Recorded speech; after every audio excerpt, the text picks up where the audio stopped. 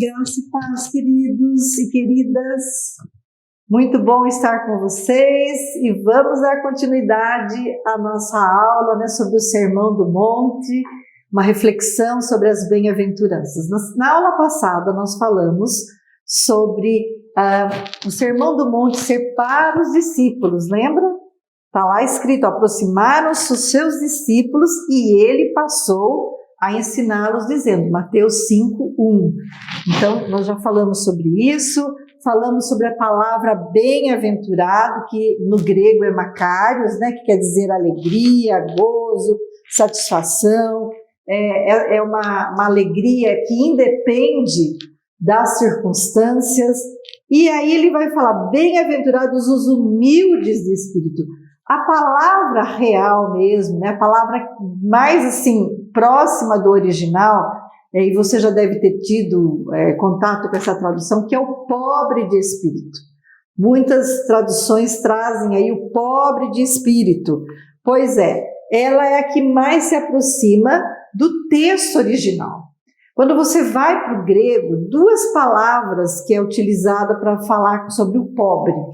Uma é a palavra penes, que é aquele que o simples, aquele que tem uma vida simples, que não tem nada de supérfluo, de abastança, mas ele tem o básico, o mínimo para ele viver ou sobreviver. E tem o makarios. O makarios é aquela situação do necessitado, daquele que não tem absolutamente nada, No Sermão do Monte, esse bem-aventurados pobres de espírito, que é a tradução mais correta, esse pobre de espírito, ele está se referindo exatamente a essa questão do pitocos, aliás. Pitocos, que é o necessitado. Penes é aquele que tem, o mínimo, é pobre no sentido de bens materiais, etc., mas ele tem lá, de alguma forma, o seu alimento, tem lá o seu agasalho, tem lá a sua moradia simplesinha, mas tem. Não dá para fazer grandes coisas, mas ele não morre de fome, não está desabrigado. Agora, nós temos a palavra pitocos no grego. Essa palavra pitocos é que é a palavra das bem-aventuranças aqui no sentido de pobre, do necessitado, do desfalido, daquele que não tem nada. Então, bem-aventurados os pobres de espírito, porque deles é o reino de Deus. Então, essa pobreza aí, que ele está falando, é uma pobreza do se esvaziar, queridos, Não é uma pobreza financeira. Por muito tempo se achou que ser pobre, do ponto de vista material, era vamos dizer assim, uma virtude, Temos aí, algumas religiões que enfatizam, essa coisa da pobreza, depois tem voto de pobreza. Não é disso que Jesus está falando. Porque, na verdade, a pobreza em si, ela não é um bem, como a riqueza em si, ela não é um mal. Existem muitas causas de pobreza, Pode ser obra do diabo, pode ser a ganância de alguém, Ele começa a ser ganancioso, ele começa a dar passos que aquilo reverte contra ele, e pode ser preguiçoso, A pessoa não tem porque ela tem preguiça. Então, a pobreza em si, ela não é uma virtude, assim como ser rico também não é uma virtude, tá? Ou um problema. Mas aqui ele está falando de um outro tipo de pobreza. Não está falando de pobreza material, não está falando de pobreza espiritual. Aquela pessoa que é pobre nos gestos de caridade, pobre no perdão, pobre em qualquer outra situação espiritual, pobre de fé, pobre de santidade, pobre... Não é disso que Jesus está falando. Ele está falando, também não é pobre de autoestima, sabe aquele, eu sou simplesinho, eu sou coitadinho. Não é isso também. Dependendo de como você leva isso, você está até desqualificando Deus. que te fez com qualidades. Então essa falsa humildade aí, ela é contra o amor de Deus sobre a sua vida que te alcançou. Então, se não é nada disso, o que é ser pobre de espírito? Pobre de espírito, queridos, para eu me encher, eu tenho que me esvaziar, eu tenho que chegar diante de Deus, diante de Jesus, eu tenho que estar totalmente vazia da minha autossuficiência, das minhas virtudes, das minhas justificativas, das minhas razões, e permitir que Ele, a justiça dEle, o amor dEle, a vida dEle é que flua em mim. Eu preciso me esvaziar, me esvaziar do orgulho, me esvaziar da vaidade, me esvaziar do meu autoconhecimento, dos meus méritos. Eu não posso ir para Jesus achando que eu tenho alguma qualidade, mas eu saber que seja lá o que for que virem em mim, é dele, eu recebi dele. É não apoiar-se em si mesmo, é depender totalmente do Espírito Santo. É isso que é ser pobre do Espírito. É você não se apoiar em nada que não seja o próprio Senhor Jesus. E essa bem-aventurança, queridos, ela é a primeira. Por quê? Porque ela vai servir de base para todas as demais. Eu não consigo caminhar nas outras bem-aventuranças se eu não tiver esse coração pobre, esse coração necessitado, esse coração que eu entendo que não sou eu, mas é a graça de Deus em mim. Vazia de mérito, vazia de qualidade, total. Então, como é importante a minha e a sua autoavaliação agora. Em quem e no que nós temos nos apoiado? Se existir ainda alguma coisa que não seja o Senhor Jesus, que tem sido a base da sua fé e da sua confiança, esse é o momento de você se arrepender e pedir para o Senhor misericórdia e te esvaziar e você entregar para Ele, seja lá o que for que você tem confiado, e deixar sua dependência total no Espírito Santo. Amém? Muito bem. E aí ele continua, né? Bem-aventurados os que choram, porque serão consolados. Olha que dicotomia, né? Como assim? Então, é como se Jesus estivesse dizendo, bem-aventurado, já que bem-aventurado é mais que feliz, né? Mais que feliz. Então, feliz os infelizes. Nossa, né? Que contraditório para um mundo que busca a felicidade, que está, né? Vive nos prazeres, vive buscando os prazeres desse mundo. De repente você vai ver Jesus dizendo assim: bem-aventurados os que choram, porque eles serão consolados. Então ele é um termo muito forte, queridos. Quando você vai lá buscar o original, que é penteu, no grego é penteu, que quer dizer prantear, lamentar. É o termo mais forte que existe na língua grega para expressar dor e sofrimento. É essa dor, esse sofrimento profundo, esse choro profundo que nós vemos, por exemplo, lá naquela passagem de Jacó, quando os filhos dele lá, né, os filhos mais velhos, eles voltam com aquela túnica de José, toda rasgada, né, dando lá, caracterizando que uma besta fera pudesse ter acabado com ele. Quando Jacó olha para aquela túnica, ele fica assim extasiado, né, de terror, de dor, na sua profundidade, ele urrava, ele pranteou. É esse choro, queridos, é esse choro profundo. Então, ele não é um choro carnal. Não é um choro carnal, aquele de quando nós perdemos alguma coisa, ou um bem material, ou qualquer coisa, não. Não é um choro superficial, não é também, queridos, um choro de remorso, nem de medo, né? Você vai ver, por exemplo, Judas, ele chorou quando ele vê todo o desfecho, né, das suas atitudes, mas ele não se arrependeu.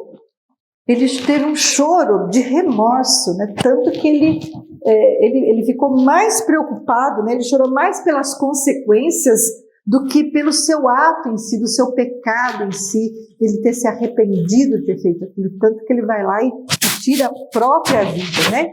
Falamos também que não é um choro de medo. Às vezes você vê situações, né, de criminosos que são pegos, lá um ladrão com a mão na botija, aí o cara chora. Eu, de vez em quando assisto aquele documentário, né, do aeroportos, né, quando a pessoa está tentando levar a droga de um país para o outro, né, e as famosas mulas, né, quando elas são pegas ali, elas choram, principalmente quando elas têm que ligar para alguém da família e avisar que foram pegas, e não sabe nem para onde vai direito, né, e o que vai acontecer com elas ali e tudo mais. Então, elas choram, mas o que é esse choro? Será que se elas não tivessem sido pegas, elas estariam ali com choro de medo, de não conhecer qual é o próximo episódio da vida delas? Então, não é choro de medo, não é um choro teatral também, né? A gente vai ver lá que os fariseus, eles se colocavam lá naquela posição, eles falavam, né? Eles faziam um teatro ali no templo, às vezes até choravam, né? Olha, né? Não sei o quê, né? Eu jejuo, eu faço isso. Não é esse choro também teatral. Então, que choro é esse? Primeiro, esse choro, queridos e queridas, ele é um choro espontâneo. Vamos lembrar daquela pecadora aos pés de Jesus? Ela se prostra aos pés de Jesus, depois ela chora sobre os pés de Jesus, ela enxuga os pés de Jesus com seus cabelos, um choro, queridos, que emana de um coração arrependido, de um coração sofrido, de um coração que tem uma profunda gratidão. Ele é um choro espiritual.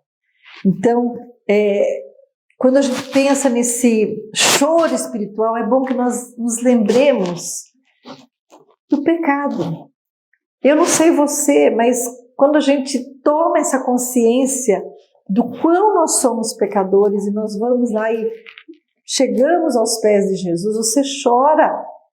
Você chora por ter levado uma vida inteira ali, né, cabeça dura, tentando fazer as coisas do seu jeito, e o Senhor te chamando, o Senhor, né, estendendo as mãos, e ali você vê todo o seu pecado, você vê todo o seu amor. Então é comum a gente ver quando pessoas vão para o Senhor com esse coração arrependido, elas vão com esse espírito de gratidão, elas choram o peso do pecado que elas agora estão depositando aos pés de Jesus, né?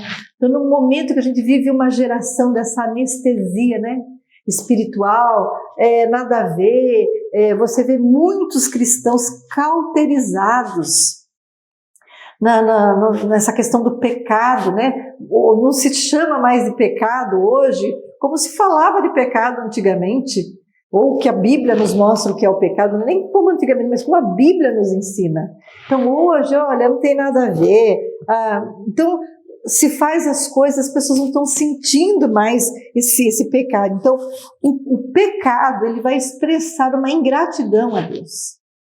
E o choro que Jesus, ele está falando, bem-aventurados os que choram, porque serão consolados. Ele está dizendo assim, olha, não é qualquer choro que eu vou consolar.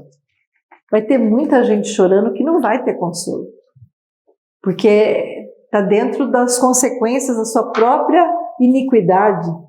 Mas aqueles que vêm até mim, que se arrependem dos seus pecados, seja lá em que nível de caminhada você estiver, ele vai ser consolado. Ele vai ser consolado. E agora eu queria trazer para você essa reflexão. Quando foi a última vez que você chorou pelo seu pecado? Você já se converteu talvez há muito tempo, mas todo dia, queridos, nós precisamos fazer essa avaliação.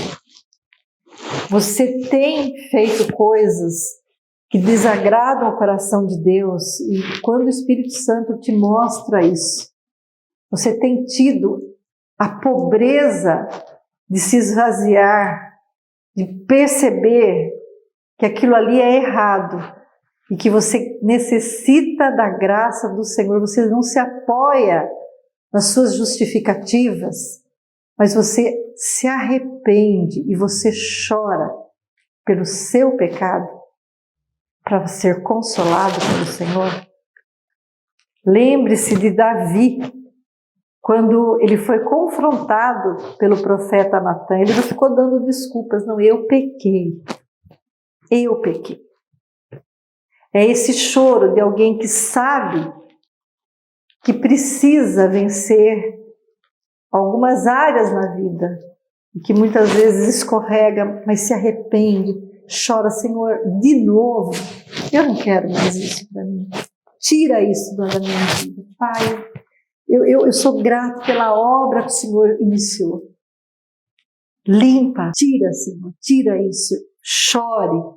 Se tiver que chorar, o melhor lugar do mundo, queridos e queridas, é chorar aos pés do Senhor. Bem-aventurados os que choram, porque eles serão consolados. É também, queridos, um choro pelo pecado do outro. A maturidade cristã vai me trazer esse sentimento de quando eu vejo o meu irmão caído, eu não vou falar, não, bem feito.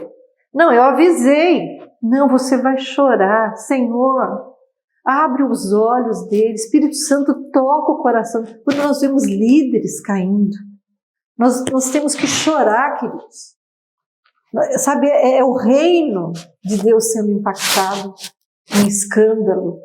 A nossa atitude não é de ficar ligando, olha, você viu, você soube, e ficar ali na fofoca gospel. Não, não. Chora, queridos. Chora, Senhor. Aquele era teu servo, ele era usado pelo Senhor, era tua serva, usada pelo Senhor.